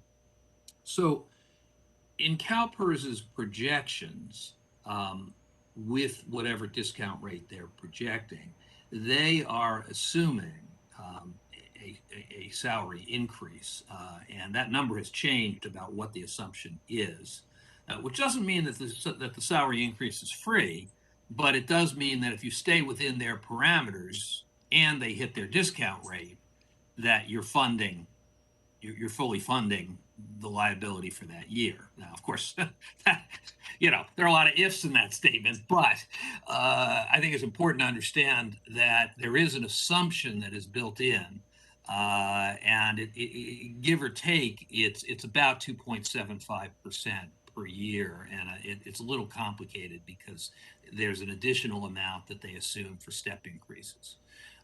Just to be clear, I don't want people to think that, that doesn't mean that salary increases don't cost money, but they are assumed in the structure of the system. Okay, Mr. Milano. Yeah, I want to address a problem that Mr. Michaels, I believe, hinted at, if I recall correctly, and that is this, that there is a hybrid solution that has been considered by some cities, from what I read. That means that you have a defined benefit up until a certain amount, and then you compensate for those additional benefits that other potential employees may want through a 401k or some type of defined contribution. The recent foundation did a study that I read, and they said that the problem with this type of hybrid system is that we still lack the controls of the benefit, the same situation that we are in now, that the city council goes behind closed doors, no input from the public. We have pressure, from the city unions that are very effective, and we see it in the past 20 years. And we're going to be back again with the same problem of being tweaked continually until that defined contributions continues to go up. So there is, I think, a potential, and I'd like to for us to think about this possibility, and that is to have a charter amendment to give the public an opportunity to define for us what they consider and the public would consider to be a fair defined pension.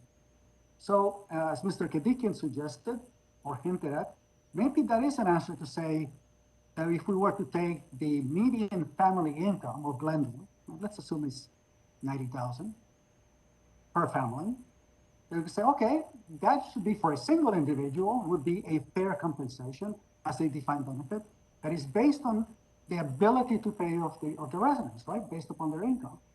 And then if the city were to need additional amounts or anything above that amount, then it would do that other portion with a defined contribution. So the employee doesn't take all of the risk, but some of it they have to take because after all of the residents are taking the risk right now with the lack of infrastructure and with the additional taxation and with the additional fees, right? And you don't want the least capable individuals to be handling and carrying the load. But in this case of the competitiveness that we need to bring quality individuals in, we need to have it in such a way that it is out of the hands of the city council to be, should we say, unduly influenced, right? Due to the expediency of elections or anything else, to start making accommodations to the defined benefit.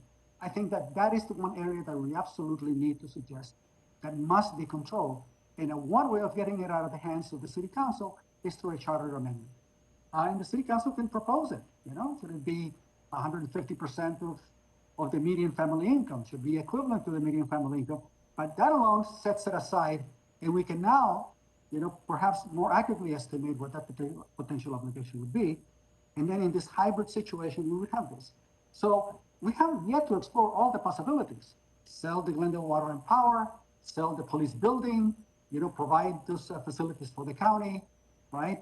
Pay off $1 billion worth of it, borrow $2 billion, right? Continually pay off the rest of Calpers, and then go into some type of hybrid situation for us. This is where Mr. Holson can tell us, what the ramifications would be and the obstacles would be if we were to go in that direction. My point is this: we have yet to explore all of the tools that are available, and even that with my relatively limited knowledge, right? I don't have a doctorate in any of these fields. And that's why I think, again, that assigning this task to a think tank of experts and professors who have had decades of experience in this field for us to give us an unbiased opinion as to what really is possible. I mean, losing $1 billion like this is just horrific into what it does to our quality of life.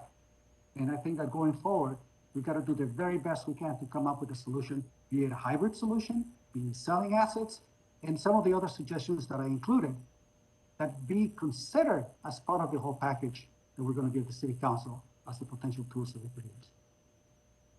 So let me, given that we only have another 10 minutes, I do want to at least go over what I see as scheduled for our remaining meetings. And so actually, if I could find Cassandra, the second page of the materials that I think you have, Cassandra, if you could put that up on the screen, it's got a schedule on it.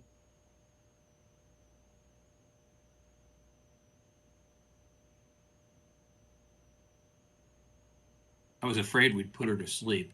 Next page.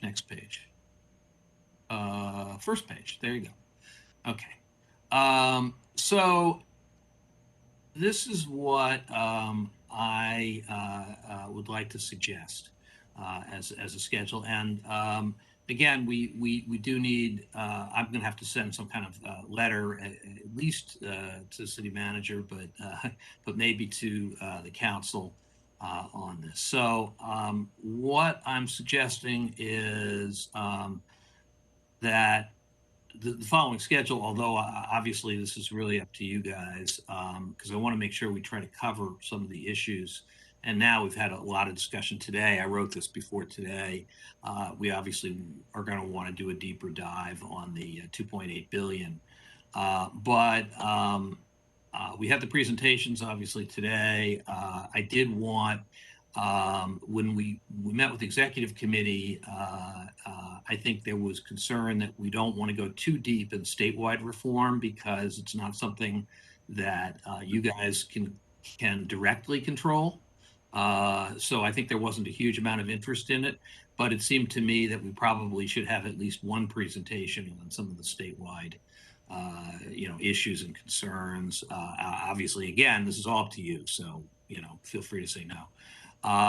There's also was a question, I think it originally came from Mr. Kadikian about the contract with Calpers. We did want to have a lawyer, not me, do a quick overview of that.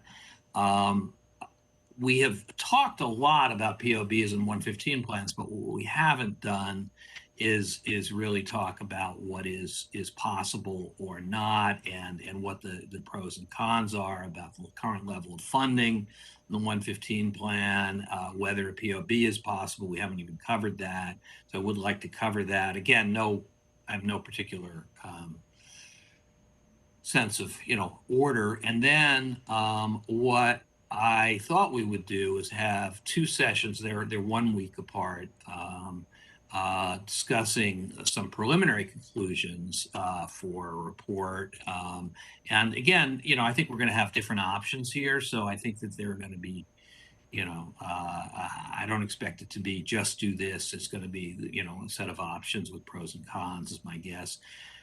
Then what I'm suggesting is basically that we have, you leave me essentially a month to hammer something together by way of a report, and then a short review period basically in April where the committee debates the report. So that was my thought. I'm completely open to your guidance as far as approach, but this seemed to me to be a reasonable way to finish this out. Mr. Olson, I have an opinion on that. Mr. Milano. I took the liberty of contacting the Recent Foundation because in 2011, they also did a fairly substantive study following or concurrent with the Little Hoover Commission report. Mm-hmm. And we have yet to discuss what was presented during the, 10, 11 years ago, that the issues and the problems that were presented back then as potential solutions and policies going forward have not really come to fruition. All of that work and all of that effort, and we seem to be going and heading into the same direction. And we need to do something drastically different from what was tried before. In other words, explore the areas that we have not explored and begin to take a look at issues that are really relevant for the public to know. In my opinion, Calpers is not an entity that I would trust. I would not trust them with my money, right? And for a good reason, because there is no accountability for that. And we still need to have individuals and sell the idea that Calpers is not an entity that we should trust. For evaluation. I mean, that's my concern, that we have a presentation along those lines. Sure, and I given what I've heard today about the interest in pursuing that more, pursuing the idea of withdrawing more, I think that we should have more on that. Again, I mentioned before, I wrote this before we had this conversation today. So do you have a person in mind who? Yes, I do. I don't have his name available, but he was one of two individuals who did the actual study in the presentation. And this is not an individual, if you were to look at the report, that is what I would say extremist in any way. They really gave credence to a lot of the policies that were being discussed back then in 2011. But I'll come forward with the name and submit it to you. But I think the committee would benefit, especially the city employees, to recognize that it is Calpers' performance to a great degree that we are facing today. We wouldn't have the situation we have had they really, were providing those returns. And the issue about the risks that we have had, three major ones since this particular changes happened in 2001, the dot-com implosion, the mortgage debacle, and the pandemic, just to name a few, that there are significant risks out there for which, the public in general becomes accountable, but there is no risk from the employees at all. And maybe we should start considering that employees should take some of that burden and that risk. There is no reason why anyone would say, taxpayers take all the risk and we are insulated in this bubble in government, completely independent and anesthetized to any potential danger. I think we basically need to present to the city employees that a proper solution saves their jobs. A proper solution is incredibly important to them. And I particularly am fond of public works because it is the largest department in just about any city except Clinton. And I would love to see our public employees retain their jobs and continue to provide the services to us. and we need to address it in conjunction. So when I was told that the city employee unions were going to be present, or the associations were going to be present in this committee, I applauded it. It is really necessary for them to understand just the level of jeopardy that we have before us. And it is a common solution that we need to find. But we need to be candid and clear and bring those voices that say, you know what, Calpers may not be the vehicle that you want, and here's why. Or here's another alternative that you guys maybe did not even think of, right? This is the unknown. So look, to cut to the chase, I mean, if you give me the name, we will invite this person. So I think that's given the sentiments that I've heard tonight, I think it's important to do that. Other thoughts on the timeline, et cetera. Mr. Kadikian. I had a question which I didn't get a chance to ask. In particular, maybe Mr. Taktalian could help with that answer. In reviewing documents and financial documents for the city, I have never seen any figure that indicates what is the impact on the pensions of a particular increase of a particular department in a particular year. So for example, if in 1 year the fire department is 20 million and the next year it's 23 million in salary, what is that 3 million increase in impact of pension over the future? I've never seen that document. Maybe that's something that's been discussed through MOUs and such, but that information is not public, so it doesn't help the residents. So maybe I'm missing it, and maybe the city could point me in the right direction to see that figure.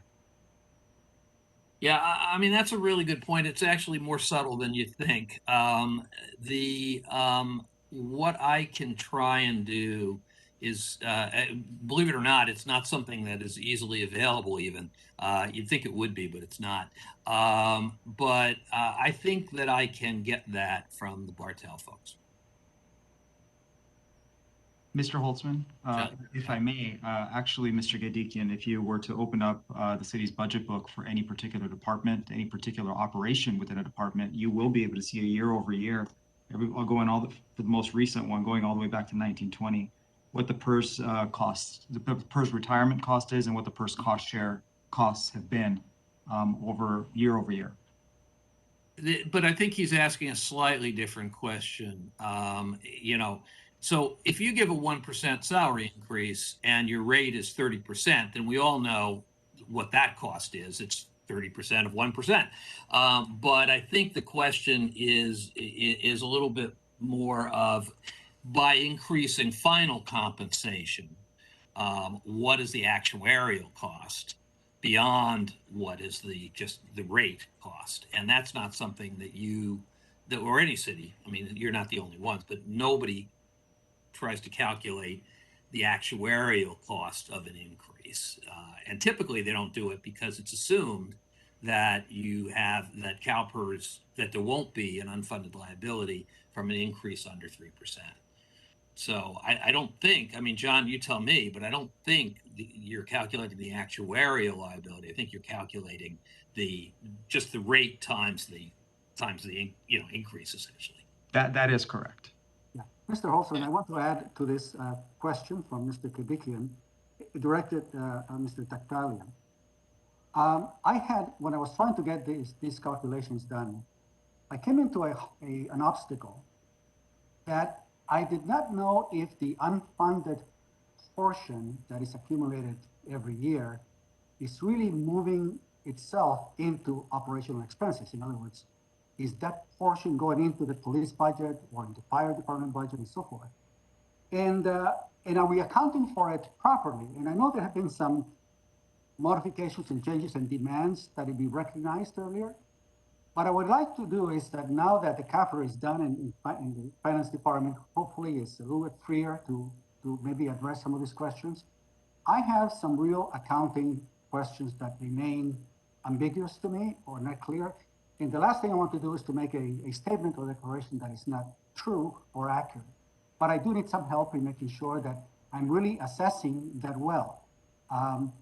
So if the police budget increased by 50% in the last 10 years, right? How much of that is actually due to this pension change?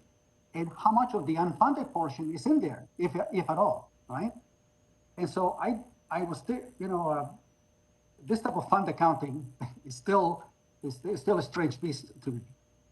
And I'm not so familiar as it is with regular financial accounting for corporations.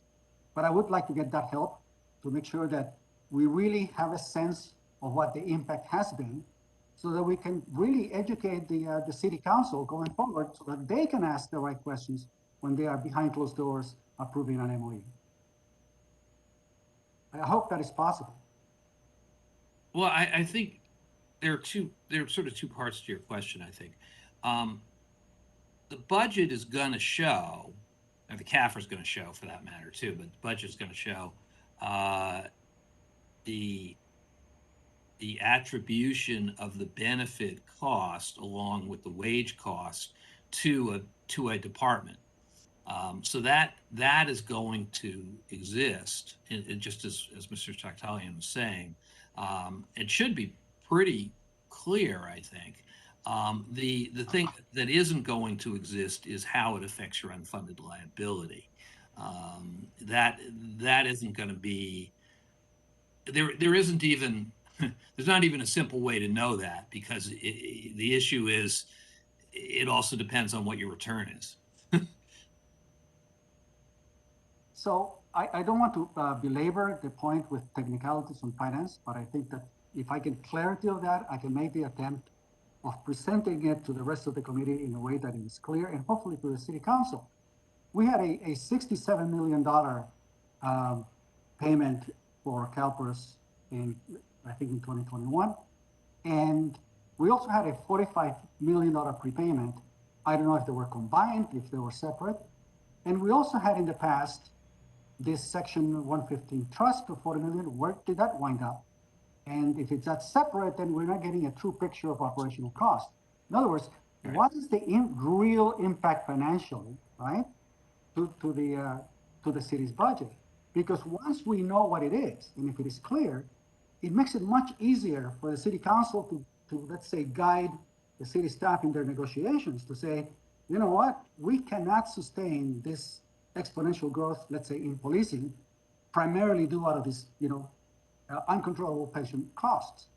There is going to come a point where the only amount of money that we're really going to have is really police and fire. And after that, we have to basically outdo with everything else.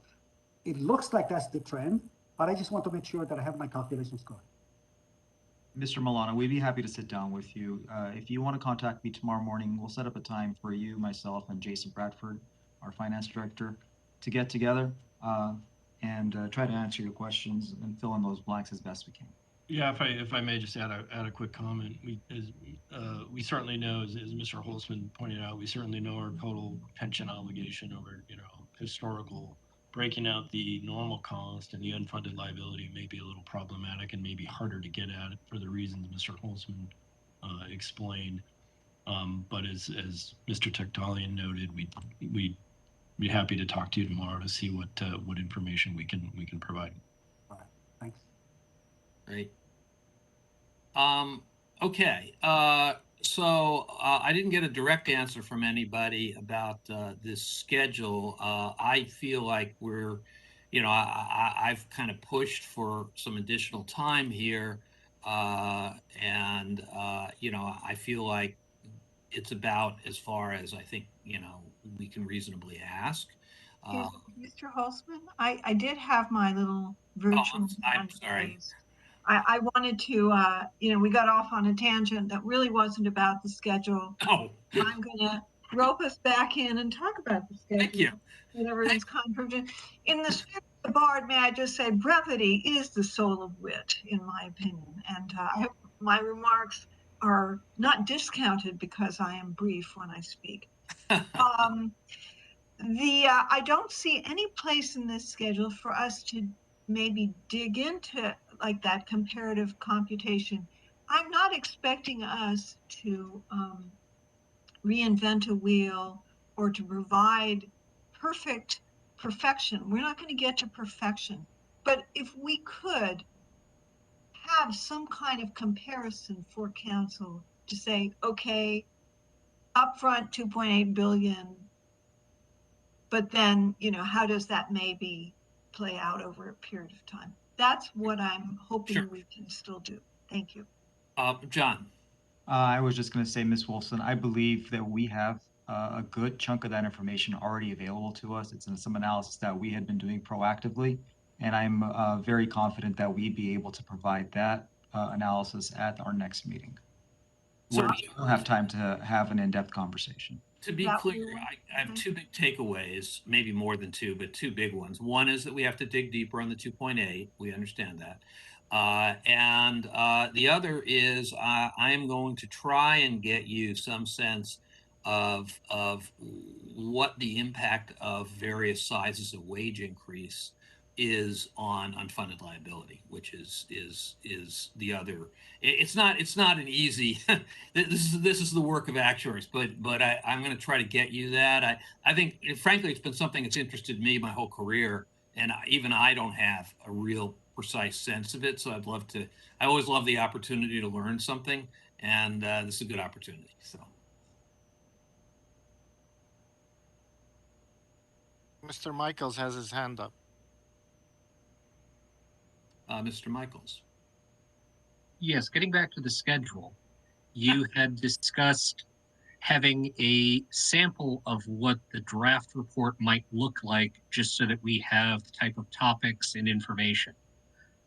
When would that be available?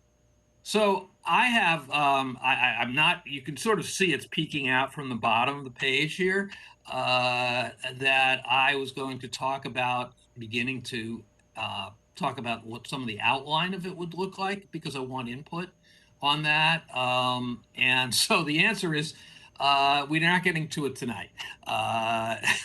Yeah. But, depending on how the presentations go in our next session, I'd like to have it. I'd like to go over it even as soon as the next session, just to begin to give people an idea. And you'll recall in the executive committee that I sort of already previewed some of this, but I've got a more detailed outline at this point.